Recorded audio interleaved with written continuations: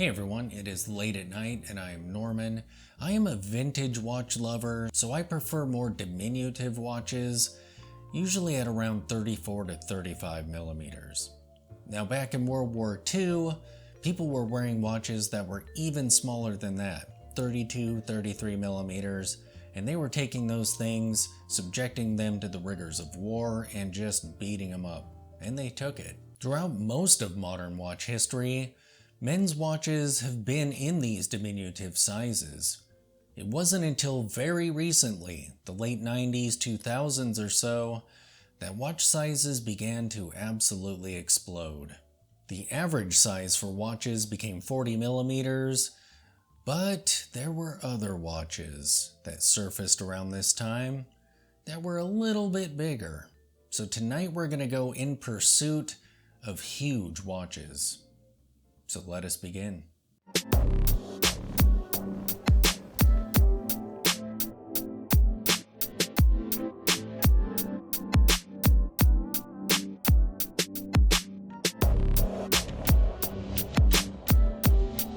So these watches came out in a time where clothes were big and baggy and jewelry was even bigger and everything was showy and flashy. And that's how these watches are also. I went in search of the biggest watches ever produced, and I found a lot. So let's go down my list and take a look at these big, chunky, over-the-top watches. The first watch on my list is the Nixon Regulus. The Nixon Regulus is a great-looking digital watch. It features a square screen and a rugged case with water-resistant pushers, so you can utilize all of its features while you're underwater. These watches were designed in partnership with the US Special Forces, so you know they're built to handle anything you throw at them.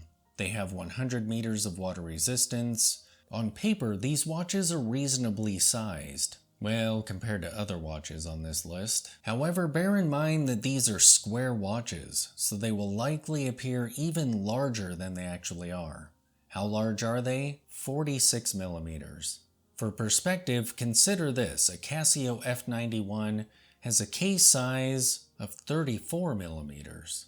The next watch on my list is the Seiko Prospex SNJ029, also known as the Arnie. The Arnie is iconic, rugged, and large. I used to absolutely love watches like this when I was young. For some reason, the military style watches with Ennebi dials were super cool. I never owned one, but got to see one or two in person. If I remember correctly, I had a friend who borrowed one from his father or something like that. Arnold Schwarzenegger wore variants of watches in this line in the 1980s in movies like Predator, Commando, and Running Man. The particular piece we're looking at tonight has a desert combat colorway to it and rectangular hour markers, and it is solar powered. It features 200 meters of water resistance, and the case size is a chunky 47.8 millimeters. I'm not gonna lie, if an Ennebi watch like these come across in a much more subdued size and at the right price, I might have to pick one up, just for nostalgia's sake. The next watch on my list is a Hugo Boss Men's Orange 1513005. The Hugo Boss watch we're looking at tonight actually has a great colorway. I love the tone of gray they went with, and the orange complements it really well. The hands are half skeletonized, and the dial looks cool, with the minutes called out from 60, starting over and going to 20. The other minutes are called out in small Arabics along the inside of the rectangular hour markers. I like the touch of orange on the crown too.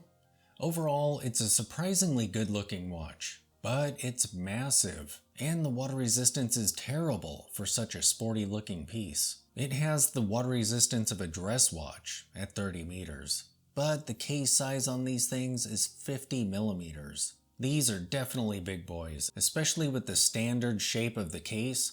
I feel like G-Shocks and other watches can get away with it because their cases are somewhat distracting, with all the details and elements that protrude from them, but these watches are very bare bones in their case design, so the size would likely be very noticeable. Next up we have a BullToro men's 3-hand analog watch. The BullToro... wait a minute. BullToro, doesn't that just mean bull? Is an interesting watch, to say the least. It looks like it was built out of Technic Legos or something. The bracelet is insane, and there's so many weird details to the case. The whole watch looks very busy and over-the-top sci-fi. I feel like if this came out when I was a kid, I might have dreamed of getting one of these. It would have shown up on at least one Christmas list. I can't imagine this watch is terribly comfortable to wear, and I feel like it would just look kind of silly on an adult's wrist. It has 100 meters of water resistance and a 37mm wide bracelet. But that's nothing. The watch's case itself is 60mm. That is absolutely crazy. And I mentioned GShock. The next watch on my list is a GShock. This is the Solar Atomic Watch, the GW9400 Rangeman. This atomic solar-powered G-Shock is a beast of a watch. It has the classic G-Shock case with great red and dark blue accents. It has 200 meters of water resistance and a cool crown-style button set inside guards on the right side of the case. This watch also features the iconic button at the 6 o'clock position.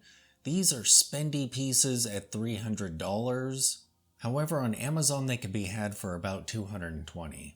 The cases on these indestructible watches are 55mm. Not for the faint of heart. The next watch is a Timex Expedition, the GShock watch. It's entertaining to follow up a G-Shock with a GShock. Interesting. I feel like these watches are very dated in their design. They look like they would have been at home in the 1990s. They feature visible hex screws set into the rubber strap on top and bottom sides of the case. The display is set within a brushed metal frame, and the strap and case outside of this frame are all one piece. So these straps are beyond integrated. They feature Indiglow, which is activated by a button that is pretending to be a crown at the right side of the case. A case that is 50mm. Huge. And these feature 100 meters of water resistance. Now we're getting into watches that take hugeness to the next level. These pieces are seemingly designed for giants or ogres. You might want to sit down for these. The next watch is a Zlatoust. The next watch is a Zlatoust.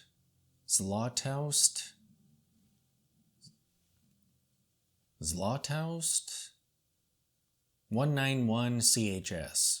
These watches have quite a bit of history behind them, so they aren't products of the Uber watches of the 1990s and 2000s. These were originally produced in the 1950s. They're huge because they were essentially pre-diving computer diving computers. They were built to be worn over wetsuits with no real intention of wearing them like normal watches. The primary goal of these watches was visibility, so they have nice clean dials that look great. Even though the cases on these pieces are massive, the cap over the crown is so gigantic it still looks huge, even when sticking out of the side of these monsters. The last of these watches was produced in the 1970s, however they have since been reissued as the Zlatoust 192 CHS. These watches have 60mm cases. Next we have the Invicta 80188, the Grand Arsenal Reserve. What giant watch list would be complete without at least one Invicta on it? The particular watch we're looking at tonight is the Grand Arsenal Reserve. This watch somehow is even larger than the Zlatoust. Amazing. And not to be too harsh, but this watch is painful to look at. I had to close my browser a couple times just to give my eyes a break when I was working on this video. This is a gold tone watch with a two-tone bezel that has 7-sided bolts set into black squares all around it. I'm not sure if this is a fixed bezel. I believe it is. The dial is black with a section done in dark green. It has chronograph subdials and a day of the week complication that actually looks pretty cool. There's what would normally be a big date complication at the 6 o'clock position. However, on this watch it ends up being a tiny date complication. And that is because it has a 63mm case. That is sheer madness. The next watch is the UBoat U1942. Ah, UBoat. If you want some perspective on just how enormous these watches are, look at this picture of Arnie wearing one. If they look that crazy on his beefed up wrists, I need to try one on. It would look absolutely photoshopped on me. U-boats are pretty cool looking watches. They definitely fit their name. They look like someone took components from a submarine's readouts and hacked them together into a watch. The crown mechanism is super unique, and the rivets around the wide fixed bezel are absolutely perfect for the aesthetic. But good luck wearing one, because the case size on these is 64.4mm, and they're extremely limited, just 29 pieces. Next, we have the Nordschleife 20832 Super Plus watch. Super Plus is a very fitting name for these watches. The brand that makes these watches is German, and the brand's name comes from a racetrack that's called Green Hell. There are a few different variations of this watch. There's the more subdued black dial with a green seconds hand, and apparently these also came in a green dial. Currently on their website is a checkered flag dial variant. How big are these watches? For perspective, the small watch in this photo is 43mm. You would think you were looking at a normal sized watch of maybe 40mm and a quote ladies variant of 34 or so. Oh no, my friend. The large watch in this picture has a case size of 65mm. Maybe that makes them easier to read as you're barreling down the track at Green Hell. Wait a minute, if you're in a race car barreling down a racetrack, surrounded by other explosive death machines, maybe you shouldn't be looking at your watch at all, regardless of how monstrously huge it is. Next up we have the Ennebi 5218mm Titanic Black. The Ennebi is an interesting watch, and yes, it's Italian. This watch originally became reality through a commission, however the piece turned out well enough to produce a couple more, 89 to be precise. It looks like a Panerai and a U-boat got together and had a bouncing baby boy. A big boy. And with this watch, it isn't even so much the case size as it is the case thickness that lands it on this list. This thing is a double whammy. Its water resistance is 300 meters. Ready for its dimensions? It has a case size of 65mm. However, this case is 22.5mm thick. This watch is thicker than some watch straps are wide. Next up we have the Diesel Granddaddy, the DZ7262. I feel like someone in the drawing room when this watch was dreamed up had a sense of humor. Well, a dad joke sense of humor. But nonetheless, it's funny how much of a bad rap Invicta gets for making gaudy, huge watches. Maybe the gaudiness is their downfall, because Diesel has Invicta outsized by a long shot. This brand is generally referred to as an urban watch brand, and at one point I think they were considered cutting edge. But I feel like they've gotten stuck in the early 2000s. They generally have some intriguing design ideas, but they're just massive and a bit ridiculous. The watch we're looking at tonight is a prime example of just how over the top their watches are. I mean, 4 subdials with 9 smaller sub-complications. The blue semi-reflective crystal is intriguing, but the rest of the watch is just wacky, and so is the size.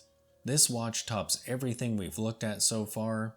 This case is 66mm in size. Just look at this photo.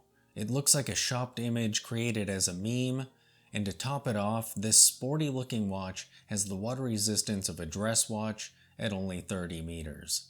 And it's 15mm thick. And the last watch on this list is a Musk, the MR2919.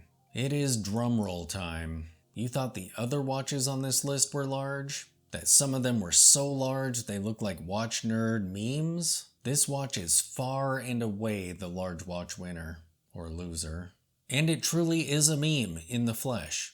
It's so big, even a blog to watch couldn't help but do a write-up on it. This watch is so ridiculously big, whenever I see wrist shots of it, honestly I can't tell if they're Photoshop pictures or not. It's not only built for wrists the size of the planet, but it's also so thick it's utterly hilarious. Apparently it was built to be goofily huge. So it seems the goal was to create a meme or joke of a watch, and it purportedly is 90 millimeters, and that's just the dial size. Not only that, but it weighs 1.5 pounds. That is hilarious. So there you have it, we've gone exploring the world of enormous watches. Thanks for watching.